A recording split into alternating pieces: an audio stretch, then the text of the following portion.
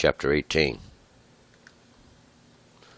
Then answered Bildad the Shuhi, and said, How long will you lay snares for words? Consider, and afterwards we will speak. Wherefore are we counted as beasts, and reputed dull in your sight? You that terrorest yourself in your anger, shall the earth be forsaken for you? Or shall the rock be removed out of its place? Yes, the light of the wicked shall be put out, and the spark of his fire shall not shine. The light shall be dark in his tent, and his lamp over him shall be put out. The steps of his strength shall be straitened, and his counsel shall cast him down. For he is cast into a net by his own feet, and he walketh upon the toils. A gin shall take him by the heel, and a snare shall lay hold on him. A noose is hid for him in the ground, and a trap for him in the way. Terror shall overwhelm him on every side, and shall entrap him at his feet. His trouble shall be ravenous, and calamity shall be ready for his fall. It shall devour the members of his body, yes, the firstborn of death shall devour his members. That wherein he trusteth shall be plucked out of his tent, and he shall be brought to the king of terrors. There shall dwell in his tent that which is none of his. Brimstone shall be scattered upon his habitation. His roots shall dry up beneath, and above shall his branches wither. His remembrance shall perish from the earth, and he shall have no name abroad. He shall be driven from light into darkness, and chased out of the world. He shall have neither son nor son's son among his people, nor any remaining in his dwellings. They that come after shall be astonished at his day, as they that went before are affrighted. Surely such are the dwellings of the wicked, and this is the place of him that knoweth not God. All right, let's go back up verse 1. I know today we have Bildad responding. Job has just finished speaking. Job, once again, he has made known that he understands all these things. And these guys that are sitting here are sorry comforters. They're not trying to offer him any words. Job's trying to tell him, you're not doing me no good with your words. Your words are not comforting me. If when I speak, I don't comfort myself, and you guys ain't doing me no good either. And well, fine, they're accusing Job. They're saying, come on, Job, we know you've done something wrong. Just go ahead and turn to God. And they explain everything that's going to happen to the wicked man. All these things are being made known that's going to happen to the wicked man. And Job's saying, you don't understand it. I understand all these things, but wherein would be my hope if that's all there was to it? We're going to pick it up here in verse 1. Then answered Bildad the Shuhi and said, and Bildad is that one that's it's a little bit of confused. He's confused by love. And we'll find out these mingling in of these understandings of love is confusing to Bildad. And Bildad is the one, he is a Shuhi, and the Shuhi is plural. It's those of Shua, and Shua is wealth, those of wealth. 2. How long will you lay snares for words? Consider, and afterwards we will speak. So Bildad says, how long are you going to lay snares for words? Or how long are you going to use these words for snares, for traps to catch? Well, we'll find out. It's to try to entrap. Now consider, understand, think about it, and afterwards we will speak. So you think about that now, and while we speak. 3. Wherefore are we counted as beasts, and reputed dull in your sight? Wherefore are we counted as beasts? Why do you look at us like these beasts, or that which is unclean, that which is dull, or vile, I believe King James Version says here. That which is looked at as an unclean thing. It's not a clean thing. We're as one of these beasts that is unclean. 4. You that terrorest yourself in your anger, shall the earth be forsaken for you, or shall the rock be removed out of its place? You that terrorest yourself in anger, and this one that you're putting yourself down, in your anger, we'll find out what it is Job is complaining. Job is not cursing so much himself. He's just saying he is in agony and sickness. And we'll find out these guys ain't doing him no good. And Job is only furthered in his agony by their words. But should the earth be forsaken for you? Should everybody just stop and give everything up for you? Or shall the rock, that which is made firm, that which is made solid, that which is established, be removed out of its place? Or should anything be changed for you? 5. Yea, the light of the wicked shall be put out, and the spark of his fire shall not shine. Yes, even though the light of the wicked shall be put out, and this light of the wicked is that judgment that comes from God. See, we can see God's judgment burning in the earth. This is the light. This is something that we can lift up and see anyway. This is like a torch of the wicked. The spark of his fire shall not shine, and the spark of his fire shall not shine, or shouldn't give its light, or this light wouldn't come off of it. 6. The light shall be dark in his tent, and his lamp over him shall be put out. And this light that shall be dark in his tent, that understanding's not going to be in his tent. There's no understanding going to be in his tent. He is going to be in his darkness. We'll find out. He doesn't have any understanding that that he is being used as part of the judgment and the lamp, the light of God. See, this lamp that is over him shall be put out. This understanding that's over him, or God's took away his understanding of it. He don't have no understanding of what's going on. 7. The steps of his strength shall be straightened, and his own counsel shall cast him down. The steps of his strength, these would be his deeds. The steps of strength are that which we go forth to do. His purposes. His purposes shall be straightened, or judged.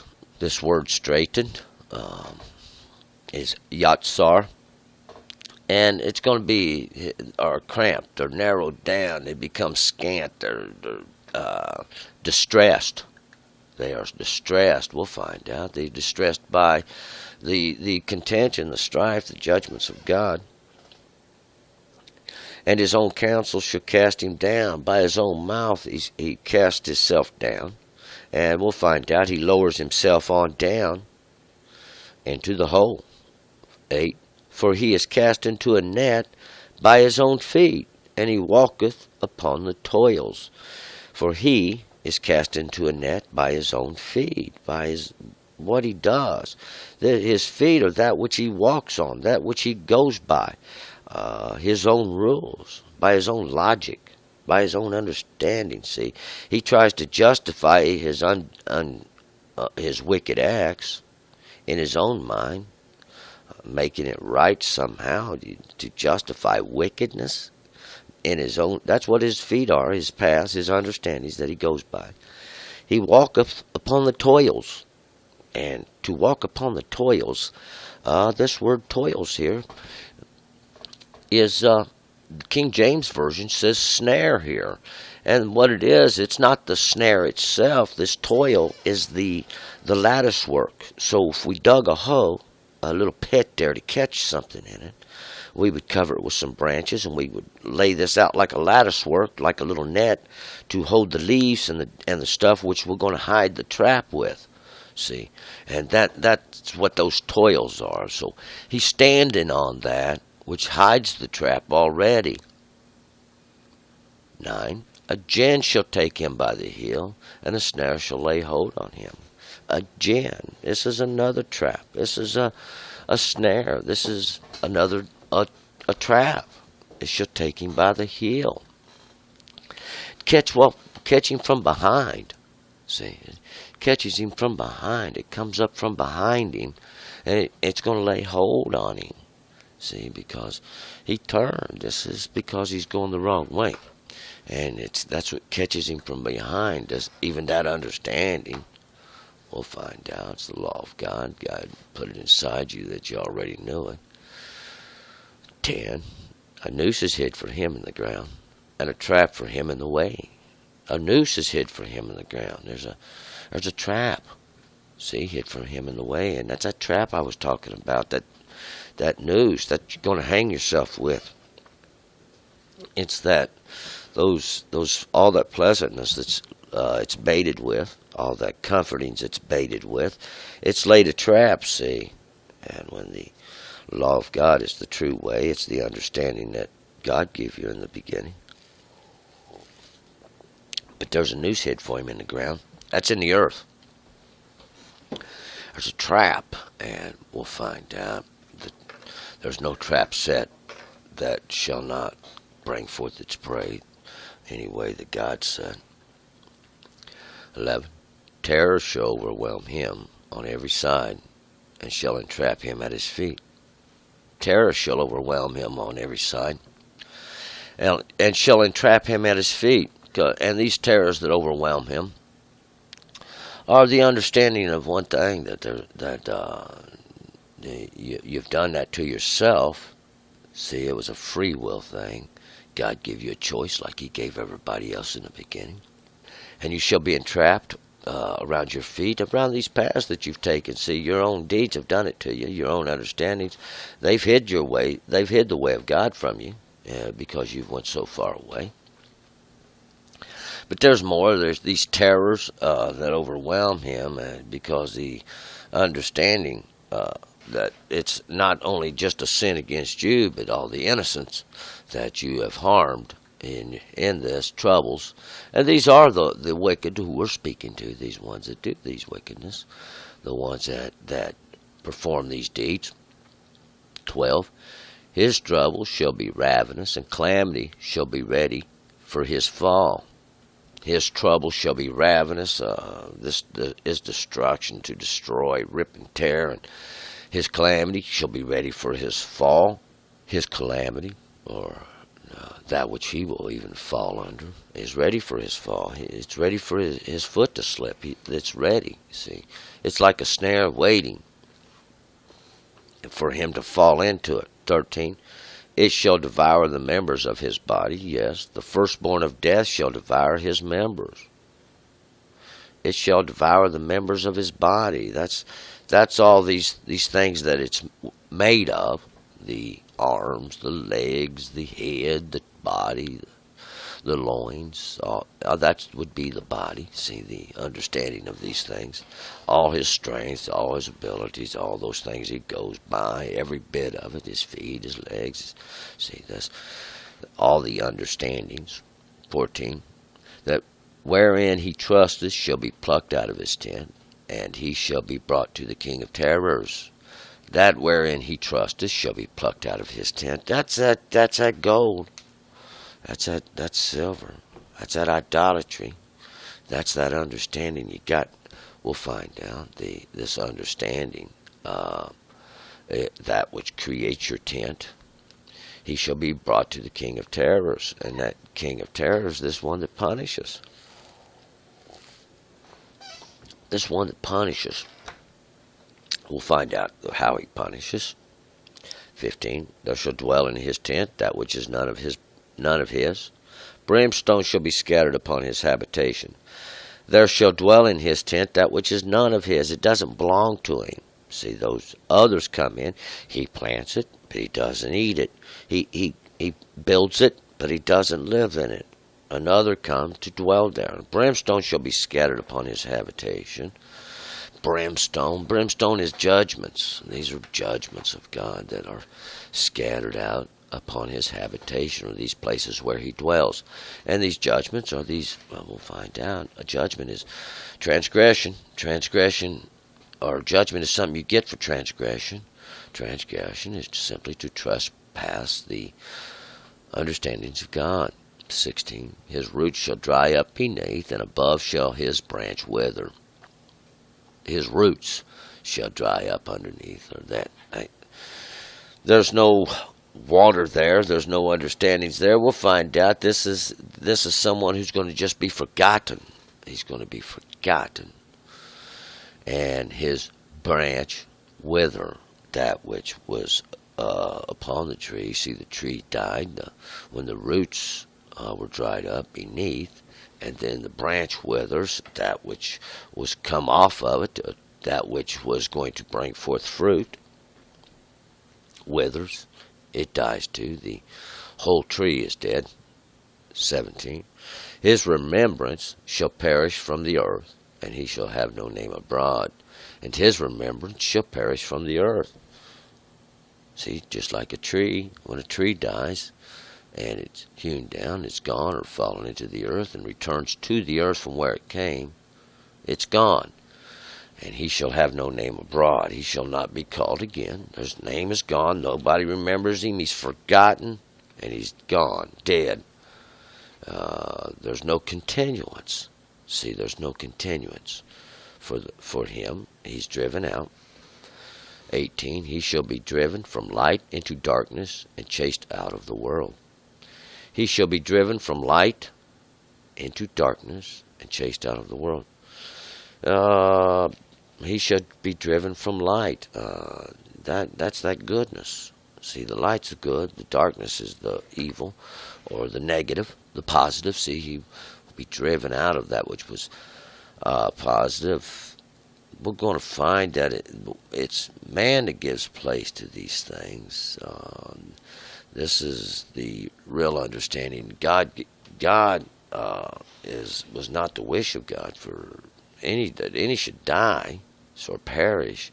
Man gives these things, man keeps these things going, but we'll find out there is an end to it. There is an end. And this is it right here, when he is chased out of this good place into the place of darkness, or driven back into that understanding where he belongs. 19.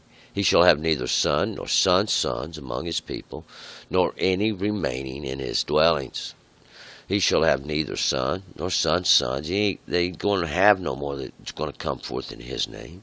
He's not going to have any more those that come forth from those that come forth in his name.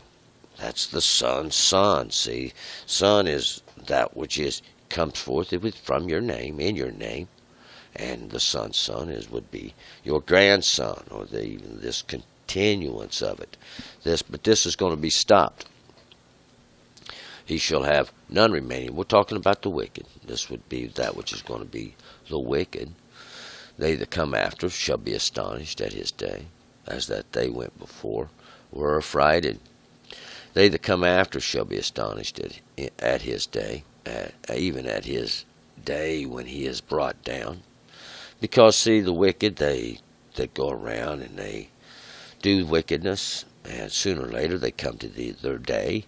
This would be that even their understanding, see, they make their self known. And that it would be the day. That would be the day known as their day. This day where they made themselves known, and they're literally driven out as they went. And they would go out just like those that they had scared, those that they had done their wickedness against. 21. Surely such are the dwellings of the wicked, and this is the place of him that knoweth not God. And surely such are the dwellings of the wicked. Surely this is what we would find in their abodes, according to Bildad. Bildad is basically trying to relate this to Job and say, look, Job, I mean, you've lost everything you've got. You are distressed, and surely this is what we see in the wicked's house, and surely this is what's going on in your house. This is the place that knoweth not God. And Bildad, once again, is accusing Job, making his accusations through insinuation. We'll find out a lot of times this is way the old adversary, this one, the adverse one, the one who causes contention. He likes to work like this. The adversary can be found in many places, and we find out He has these that's sitting here with Job.